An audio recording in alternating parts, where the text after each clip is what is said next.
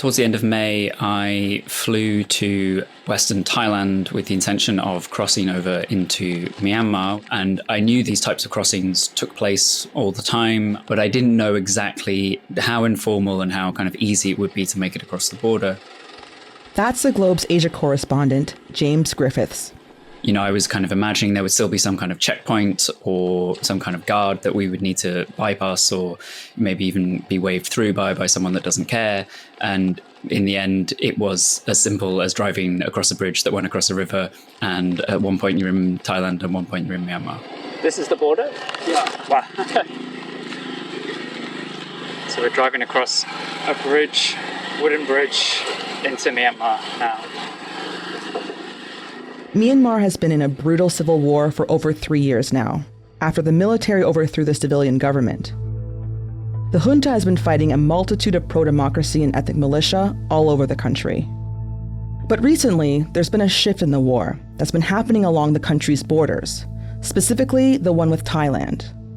And this has been one of the most important border regions when it comes to the Myanmar civil war, both because the Myanmar junta, the military government, has not really been able to control much of it for much of the war, but also because it's been such a key area for resistance groups to operate in and operate out of. Today on the show, I talked to James about what he saw in Myanmar and across the river from Thailand, as well as what happens when a country's borders are no longer controlled by the government. I'm Cheryl Sutherland, and this is The Decibel from the Globe and Mail.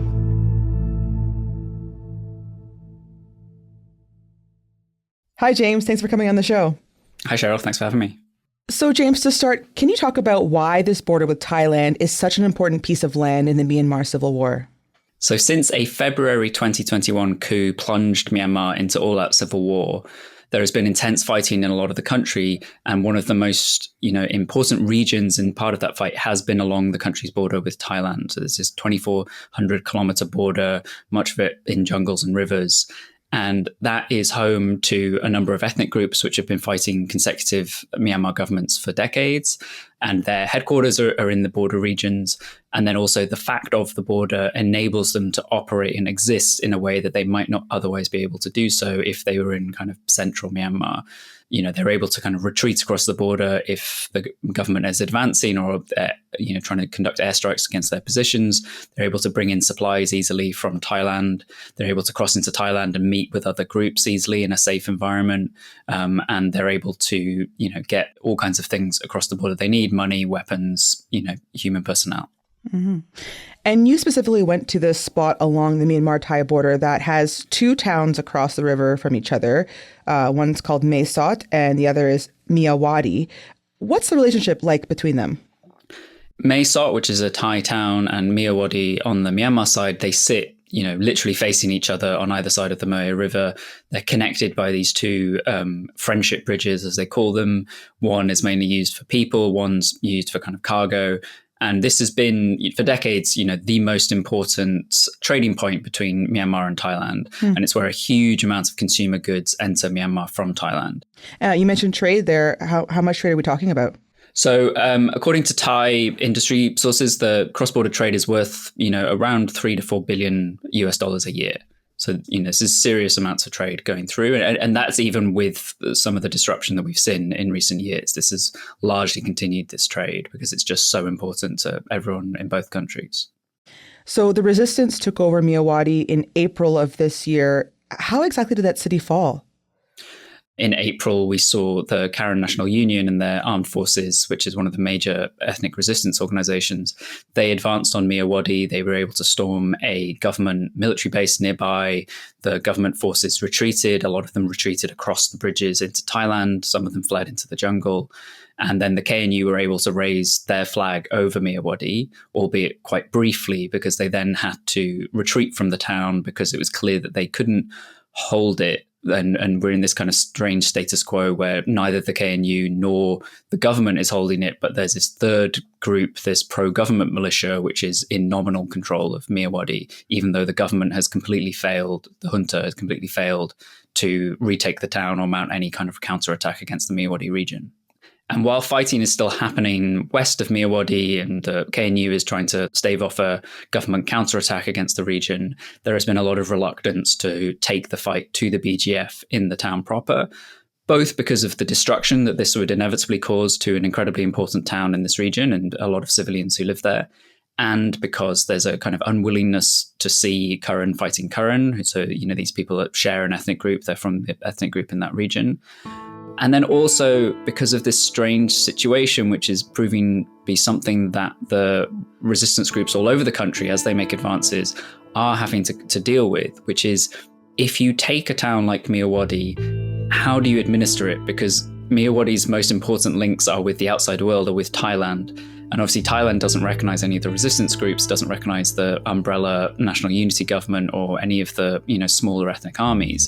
And so if you're trying to run this town, which is dependent on trade and dependent on people crossing the border, you need to be able to issue passports, you need to be able to issue visas. And so for the moment, this kind of strange status quo has persisted where the BGF has remained in control of Myawaddy.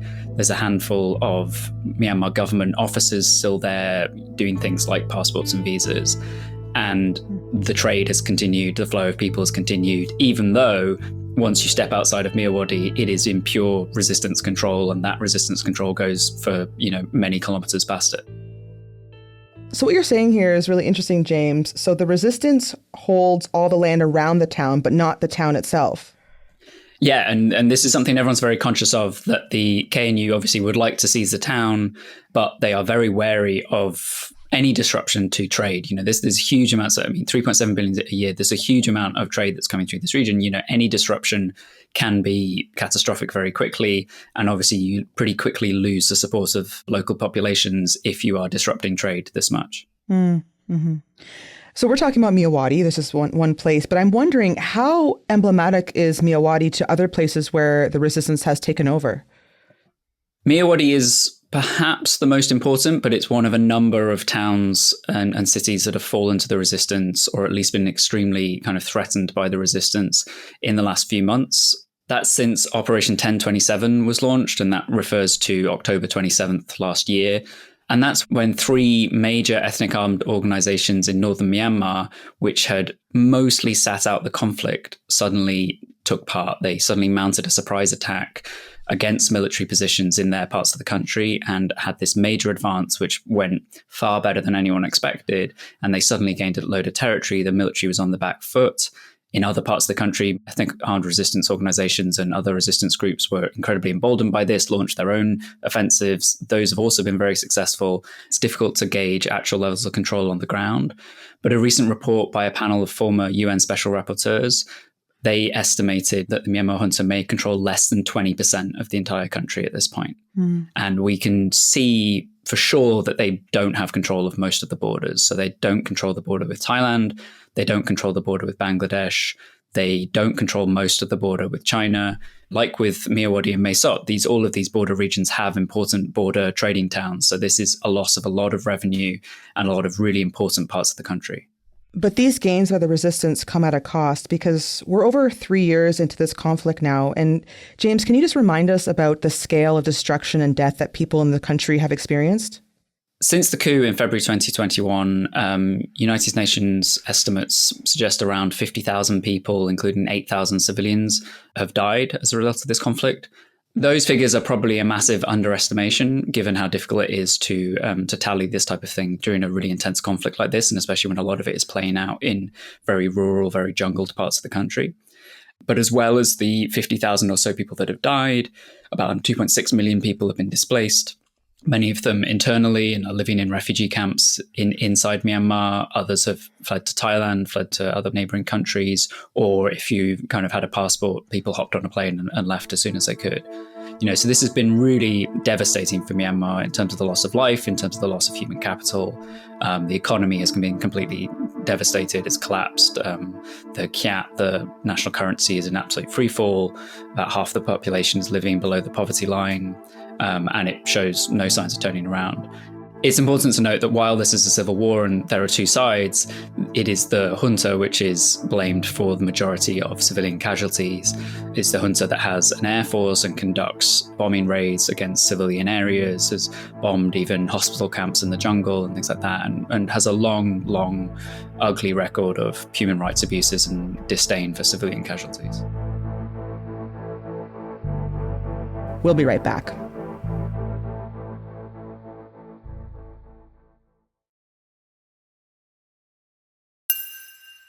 James, I want to zoom in for a moment and talk about the people. How has life changed for people along this border, like in the town of Myawaddy? People's lives in Myawaddy and in the border regions have both been changed dramatically and to a certain extent are kind of continuing as normal. It's quite strange. So Myawaddy has not had any electricity in 3 years. People are relying on generators, or they're going to, centralized locations to charge their phones and things like that. The fighting has come incredibly close at multiple times, including obviously in April when there was fighting in Myawaddy itself. So they definitely have not been unaffected by the war. But what's remarkable and kind of showing the importance of this town to the wider Myanmar Thai economy is that it has continued to function as a trading post. The trucks continue to flow every day. The bridges were shut for 2 or 3 days during the worst of the fighting and then reopened, and then the goods were coming back in. But as the fighting grows and the potential for the city to fall or for there to be outright chaos in the region has occurred, people have started to leave. A lot of people in Myawaddy have kind of fled into Mae Sot across the border. A lot of people from the wider region either live in Thailand or are kind of poised to flee to Thailand, if the fighting comes too close. So this is a community which is very, very used to crossing the border, both legitimately and illegitimately. And so they have this kind of sanctuary that is just, a river crossing away. And so they are ready to use that when they need to do so. I'm wondering, James, how do people feel in Myawaddy about this change of control? They're not exactly happy that the BGF is now in full control of the town. There is low-level extortion by BGF troops. There is a lot more concern around them than the Myanmar military, and the Myanmar military does not have a good reputation. So that maybe shows you just how bad the BGF reputation is. You mentioned that there have been over 2 million people displaced during this civil war. James, what do we know about the refugee situation? The refugee situation in Myanmar is incredibly dire because a lot of these people, the majority of these people, are internally displaced. So they're in the country itself. They have not been able to flee to other countries, though hundreds of thousands have gone to Thailand and elsewhere. And obviously, when you're internally displaced in the middle of a war zone and a moving war zone, that's an incredibly dangerous situation to be in.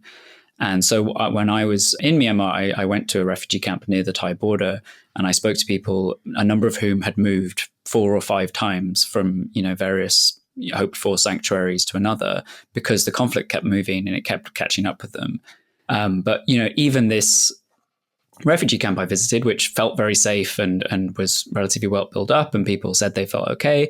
They regularly hear fighting. They heard the fighting in Myawaddy. I was in the camp and I asked, can I go up to this hill overlooking the camp so I can take some photos? And one of the camp leaders was like, oh no, because there's a government base just across the next hill and they'll be able to see you and they'll probably shoot at you if they see someone walking around on the hill. Mm-hmm. And, I would say that the place where I visited, I think was hopefully pretty safe, and that they will be able to kind of live there for a while or as long as they need to, because it's so close to the border that you kind of flee into Thailand. There is a kind of guaranteed level of safety just across the river. Thailand deserves to be commended for the way it's helped so many refugees from Myanmar, and the authorities tend to kind of turn a blind eye when it's during periods of fighting and people run across the river, and then they encourage them to go back when things calm down. I'm curious, James, how do the Thai people feel about this whole situation? It's complicated because, especially in border regions where there's a lot of links between communities on either side of the border, one person said to me, the Karen people don't see themselves as crossing the border so much as the border crosses them. There's also problems, having a huge amount of refugees arrive in your country, and especially in kind of small towns like Mae Sot, that does create issues. It creates pressure on employment, it creates other social issues. And there is, I think, a lot of sympathy within broader Thai society for the pro-democracy movement, the anti-junta movement in Myanmar. And there is a certain amount of frustration, even in the Thai government, for how the Myanmar government has refused to come to the table and refused to try and reach a peaceful settlement to this conflict, even as Bangkok officially recognizes the military junta and does deal with them. I think Thailand would be quite happy to see this conflict end as soon as possible. And I'm also wondering about other neighboring countries to Myanmar. How does the increasing resistance control affect places like China and even India?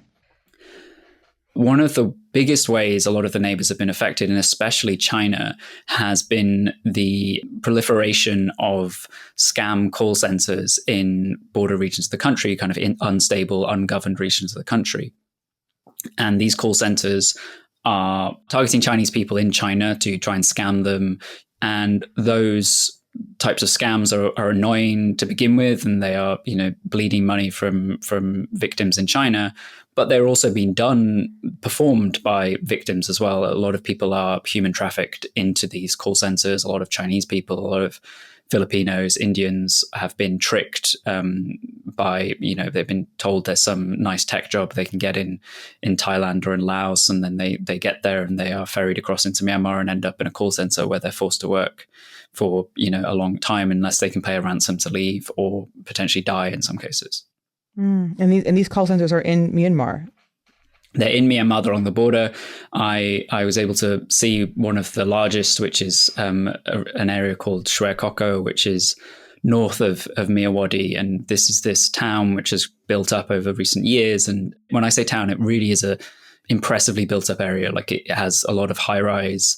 It looks more developed than both Myawaddy or Mae Sot. Like, it really does look like a small town with skyscrapers, with casinos, and with these dormitories where a lot of the call center workers. And it's, I'll be honest, it's probably one of the darkest, kind of bleakest things I've seen, because I was kind of standing across the river on the Thai side, and there's a cafe there called the China View Cafe that people go to because it's this beautiful skyline across the river, and they kind of either don't realize or are happy to ignore the huge amount of human misery which is taking place in Shoko, which we know has been very well documented by people that have fled and by human rights groups, that this is engaged in a huge amount of criminal behavior, both in how it treats the workers and then also in what those workers are forced to do. So, James, I'm wondering, has China done anything about this? So the call centers have actually played a hugely important part in the war, because while China is one of the junta's most important international allies after Russia, China has been incredibly angry and publicly angry about the junta's failure to rein in these call centers, either out of unwillingness or inability. When Operation 1027 happened, a lot of people pointed to the call centers as a reason for that, because a lot of these northern armed organizations have ties to China. And one of the first things they did was go into towns that had call centers and shut them down. And it was kind of seen that while China was likely not involved in the operation itself, it may have given some kind of, tacit green light to it because they were so frustrated about the call centers. So, James, before we go, I wanted to take a couple minutes to look ahead. We've been talking about how the resistance forces have been gaining ground and more power in this civil war. So where does it go from here? Almost everyone, and perhaps everyone I've spoken to since Operation 1027, agrees that at this point the junta cannot win the war. But that doesn't mean that the resistance is on the path to victory either. We are probably headed for a bit of a standstill along new front lines, which are gradually being shaken out. And that's because while the junta has lost the majority of the border areas and they are kind of confined to central Myanmar, taking central Myanmar for the resistance would be incredibly difficult. What's possible and what people are optimistic about is that the military recognizes the situation that they're in and starts to, talk negotiations. On the flip side of that, this is a military which had a pretty sweet deal prior to the coup. They had hashed out this constitution where Myanmar had nominal civilian government, but the military maintained complete autonomy and, had control over their own affairs and was able to do things like the 2017 Rohingya genocide without the nominal civilian government really being able to rein them in at all. And they threw that away in a pitch for even greater power. So it's difficult to see that they will come to the table and agree to something less than that. And resistance groups have made clear that they will never accept that kind of deal again. There is no sign that this is going to end anytime soon. James, always good to talk to you. Thanks for coming on. Thanks for having me.